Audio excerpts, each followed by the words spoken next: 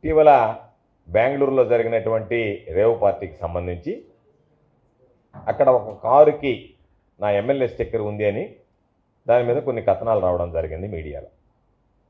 అయితే దాని పరాకాష్ఠగా నా ప్రత్యర్థి చెప్పుకోవడానికి కూడా నాకు సిగ్గుగా ఉంటుంది, సోమిరెడ్డి దాని మీద ఒక మీడియా సమావేశం ఏర్పాటు చేసి కొన్ని వ్యాఖ్యలు చేయడం జరిగింది.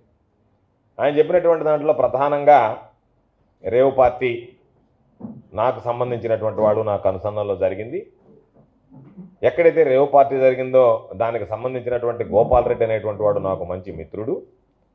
దానితో పాటు నా పాస్పోర్ట్ అక్కడ దొరికింది. ఇవన్నీ ఆధారాలు దొరికిన తర్వాత వీటికి సంబంధించి అనుమానాలు రేకెత్తుతున్నాయని చెప్పి మాట్లాడడం జరిగింది. నేను ఆ రోజు నెల్లూరులో అందుబాటులో లేను, హైదరాబాద్లో ఉన్నా. వెంటనే హైదరాబాద్లోనే విలేకరుల సమావేశం పెట్టి నా మీద ఏదైనా సరే ఒక్క ఆధారమైనా నువ్వు రుజువు చేయి అని చెప్పి ఛాలెంజ్ విసరడం జరిగింది.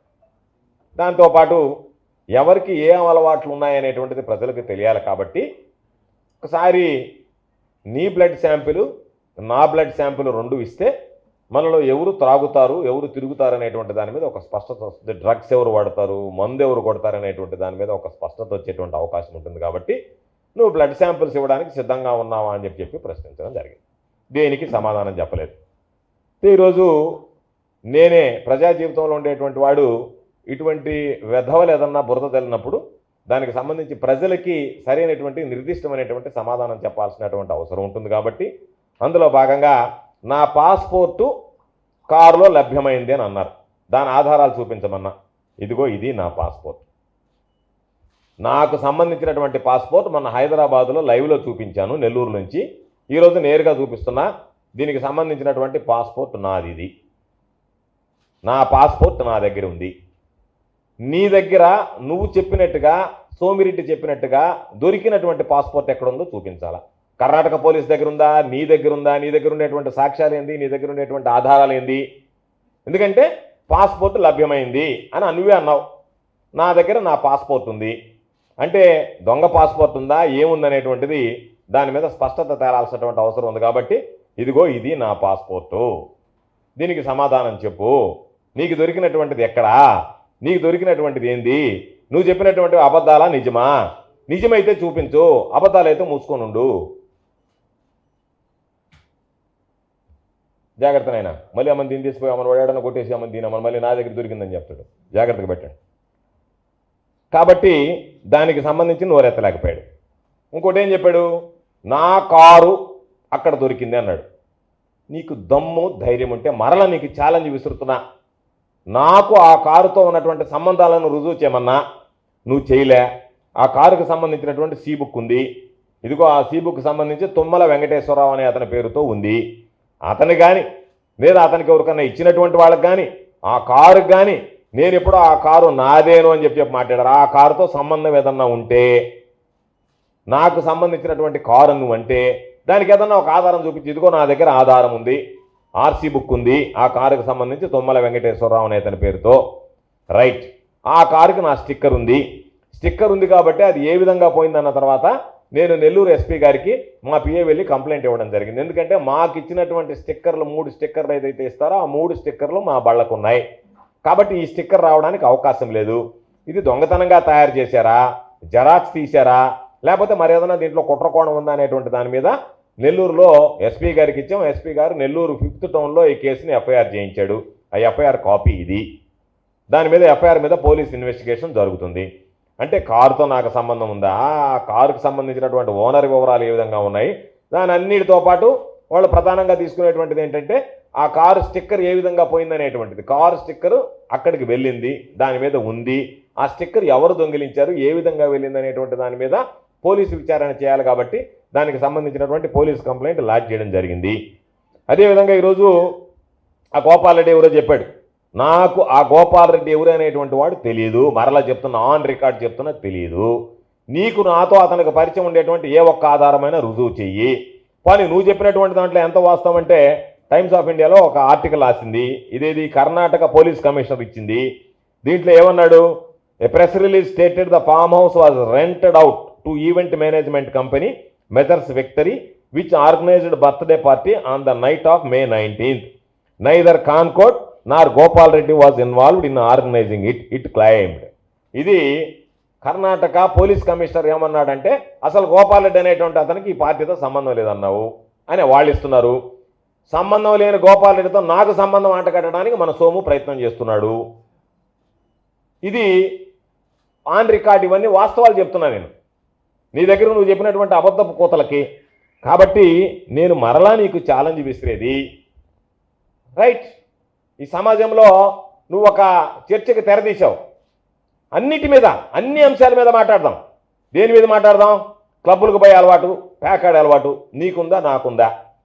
నేను ఏదైనా ఒక క్లబ్కు పోయి ప్యాకాట ఆడినట్టుగా నీ జీవితంలో నువ్వు రుజువు చేయగలవా? నువ్వు నిద్రలేస్తే ప్యాకాట క్లబ్బుల చుట్టూ తిరిగేటువంటి వాడువా కాదా? నెంబర్ 1, నువ్వు మందు కొడతావా లేదా? డ్రగ్స్ వాడతావా లేదా? నువ్వు మందు కొట్టవు, డ్రగ్స్ వాడవు, నేరుగా రా, మన ఇద్దరు శాంపిల్స్ నెల్లూరులో ఇచ్చేద్దాం. ఇచ్చేసి ఒకసారి వెరిఫై చేద్దాం ఎవడు తాగుబోతనేటువంటి దాని మీద స్పష్టత ఉంటుంది. నీ క్యారెక్టరు, నీ వ్యభిచారతనం గురించి మాట్లాడాలంటే, నీ తిరుగుబోతనం గురించి ఈ లోకం అంతా కోడి కూస్తుంది నువ్వు ఎలాంటి వాడివని చెప్పి. నీకు చాలామంది సేవబులేసులు కాబట్టి నేనేదో మన జమీన్ రైతులో ఒక పేపర్ టంకించా. పొద్దున్న ఒక ఆయన పాపం ఆ పేపర్ కాపీ తెచ్చిచ్చాడు నాకు. ఆయన తెచ్చిచ్చాడు. నీకుండేటువంటి శ్రేయబులాసులు జిల్లా వ్యాప్తిగా సంపాదించుకున్నావు కదా. నువ్వు రాజకీయాల్లో నువ్వు సంపాదించుకున్నటువంటి శ్రేయబులాసులు అంతా ఇంత కాదు కాబట్టి, అయ్యా ఆ పేపర్ మొత్తం లేదేమో అందుకని ఆ పేపర్ కాపీ మొత్తం ప్రింట్అవుట్ తీసుకొచ్చి లేదేమో అందుకని ఆ పేపర్ కాపీ మొత్తం ప్రింట్అవుట్ తీసుకొచ్చి ఇచ్చినానని చెప్పాడు. దీంట్లో ఇది 12వ పేజీలో తమరి గురించే, మన ఎమ్మెల్యేలలో ఇంత నీచులు ఉన్నారా? ఎమ్మెల్యేలో కామపిశాచి పని చెప్పు. ఈ పత్రిక రాసినటువంటి సంపాదకుడు సరైనటువంటి వాడు కాదు, ఆ పత్రిక విలువ లేదని చెప్పు పని. అదేనే చెప్పు. లేదు ఈ పత్రికలో రాసింది వాస్తవమని చెప్పు. రెంట్లో ఒకటి చెప్పాలి కదా. ఈ పత్రికలో వచ్చినటువంటి వార్తనైనా ఖండించాలా. ఆ పత్రిక కరెక్ట్గా రాయలేదు, ఆ పత్రిక సరికాదు, మంచిదే. జమీన్ రైతు పత్రిక విలువ లేదని చెప్పు. లేదనుకుంటే నాకు విలువ లేదని ఒప్పుకో. ఏదో ఒకటి ఒప్పుకోవాలి కదా. ఇది వచ్చిన తర్వాత దీని గురించి మాట్లాడిన తర్వాత నీ గురించి పుంకాలుగా కథనాలు వచ్చిన తర్వాత సరే రకరకాలైనట్టు వచ్చినాయి. ఇంకొకటి కూడా వచ్చింది, సరస శృంగార కోవిదుడి చంద్రమోహనుడు అని చెప్పి రాలేదా ఆర్టికల్ నీ గురించి. కాబట్టి నీ సరసాలు, నీ వరసలు అన్నీ గారికి సంబంధించినటువంటి దాంట్లో ఏ విధంగా వచ్చాయనేటువంటిది ఈరోజు మనం చూసాం.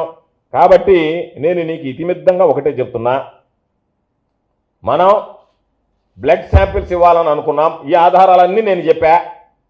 తెలియనటువంటి ఆధారం, తెలిపాల్సినటువంటి ఆధారం పబ్లిక్కి నువ్వు మందు కొడతావు, డ్రగ్స్ వాడతావు నేను అంటున్నా.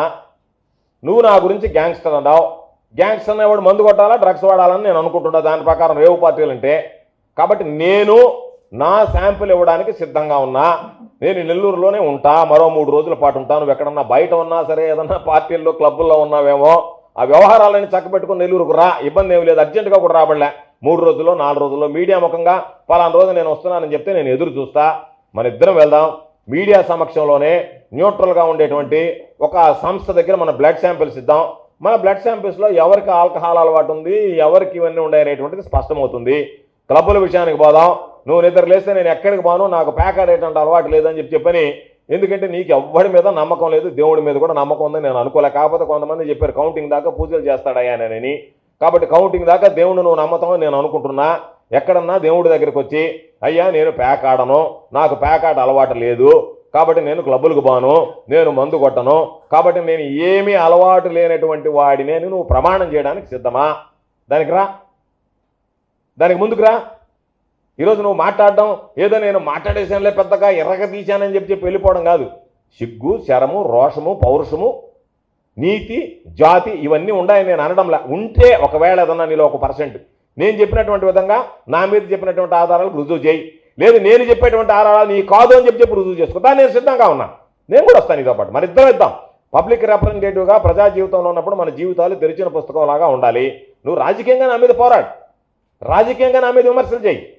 ఎన్ని రకాలైనటువంటి విమర్శలు చేసావు నువ్వు, అనేక రకాలైనటువంటి కంప్లైంట్ చేసావు నా మీద ఎన్నికల కమిషన్కి. అవి చెయ్యి, ఎందుకంటే రాజకీయాల భాగం. నువ్వు వ్యక్తిగత జీవితంలో ఒక వ్యక్తిగతంగా నా మీద మరకదల్లాలనో లేకపోతే నా మీద బురద చల్లాలనో నువ్వు చేసినటువంటి ప్రయోజనం, నువ్వు చేసినటువంటి ప్రయత్నం ఈరోజు తిప్పి ఆకాశం మీద ఉమ్మేస్తే నీ ముఖాన పడ్డట్టుగానే నిన్నే జనాలు చీకొట్టేటువంటి పరిస్థితి వచ్చిందా లేదా ఒక్కసారి జనంలోకి వెళ్ళి కనుక్కో. ఒక కారుకి ఒక డూప్లికేట్ సంబంధించినటువంటి జెరాక్స్ కాపీ అంటిస్తే దానికి సంబంధాలు అంటగట్టేటువంటి పరిస్థితికి నువ్వు దిగజారిపోతే ఇంకా నీ చీకటి కోణాలు చాలా ఉన్నాయి.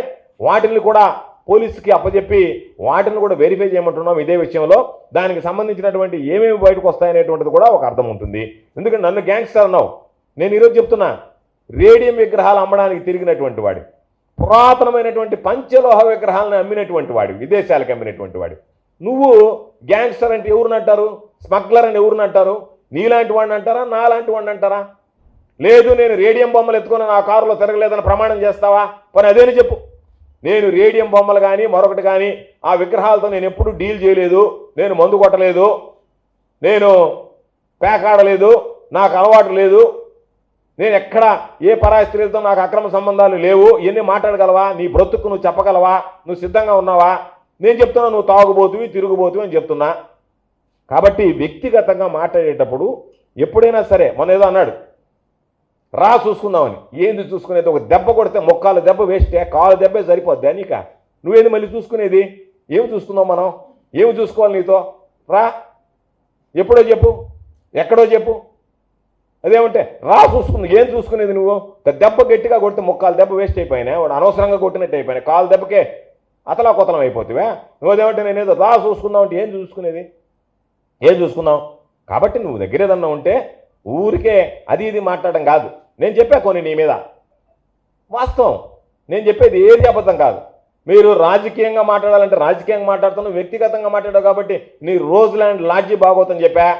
ఇవన్నీ పొంకాలు చెప్పుకుంటూ పోతే నీ చీకటి కొనాల గురించి, సిమ్లాలో నువ్వు పావు ప్లేట్ బిర్యానీ తిని బిల్లు కట్టకుండా పోతే నేను సిమ్లా వాళ్ళు చుట్టుపట్టుకున్న లాయకు కొట్టిన దగ్గర నుంచి సిమ్లా హోటల్లో నీ చరిత్ర అంతా చెప్తా నేను.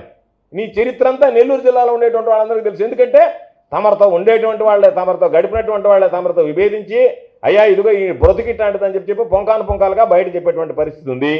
కాబట్టి నువ్వు ఏదైనా రాజకీయంగా ఎదుర్కొనేటువంటి దమ్ము, ధైర్యం, శక్తి ఉంటే రాజకీయంగా ఎదుర్కొన్నావు. ఎందుకంటే దౌర్భాగ్యం ఈ రాజ్యాంగం కల్పించినటువంటి ప్రజాస్వామ్య వ్యవస్థలో ఎటువంటి వెధవ మీదైనా పోటీ చేయాలా? అటువంటి వెధవ మీద నేను పోటీ చేస్తున్నా నీ మీద. కాబట్టి నీ మీద పోటీ చేసి రావడం నా దౌర్భాగ్యం. కానీ తప్పదు, రాజకీయాల్లో ప్రజా జీవితంలో ఉండేటప్పుడు నీలాంటి వాడు ప్రత్యర్థిగా ఉన్న పోటీ చేయాల్సిందే. రాజకీయంగా రా, రాజకీయపరమైనటువంటి విమర్శలు చేయి, ఎదుర్కోవడానికి నేను సిద్ధంగా ఉన్నా, నీకు సమాధానం చెప్పడానికి సిద్ధంగా ఉన్నా. అటువంటిది వదిలిపెట్టి వ్యక్తిగతంగా నాకు సంబంధం లేనటువంటి దాన్ని నాకు అంటగట్టేటువంటి ప్రయత్నం చేయడం ఇంత దుర్మార్గమైనటువంటిది మరొకటి లేదు. కాబట్టి నా దగ్గర ఉన్నటువంటి ఆధారాలన్నీ బయటపెట్టా. కాబట్టి నీకు ధైర్యం ఉంటే ఆ కారుతో నాకు సంబంధాలు చెప్పు, ఆ కారు ఓనర్తో నాకు సంబంధాలు చెప్పు, నా పాస్పోర్ట్ ఎక్కడ దొరికిందో చెప్పు, ఆ గోపాల్ రెడ్డితో నాకు ఉన్నటువంటి సంబంధాలు చెప్పు, లేదా కర్ణాటక పోలీసుతో విచారణ చేయొచ్చు. నువ్వేదో చెప్పామన్నా ఈ ప్రభుత్వం మారిపోయిన వెంటనే విచారణ చేపడతాను, నా దగ్గర వాస్తవాలని. ప్రభుత్వం మారిందాక ఎందుకు అంటే నీ ఉద్దేశం ఏంది? నేను దొంగ కేసులు పెడతానని చెప్పకనే చెప్పడమా? రా, కేంద్ర ప్రభుత్వంతో అంటగాగుతున్నావు. సిబిఐ పోయినసారి ఏం చెప్పావు? అదే నోటితో, నీ నోటితోనే ఓవర్ధన్నిటికి ఇన్ని సంవత్సరాల శిక్ష కూడా ఖరారు చేశావు. సిబిఐ క్లీన్ చిట్ ఇచ్చింది. నేను ఆ రోజే చెప్పా, ఇదే వైఎస్ఆర్ కాంగ్రెస్ పార్టీ నెల్లూరు జిల్లా కార్యాలయంలో సమావేశం ఏర్పాటు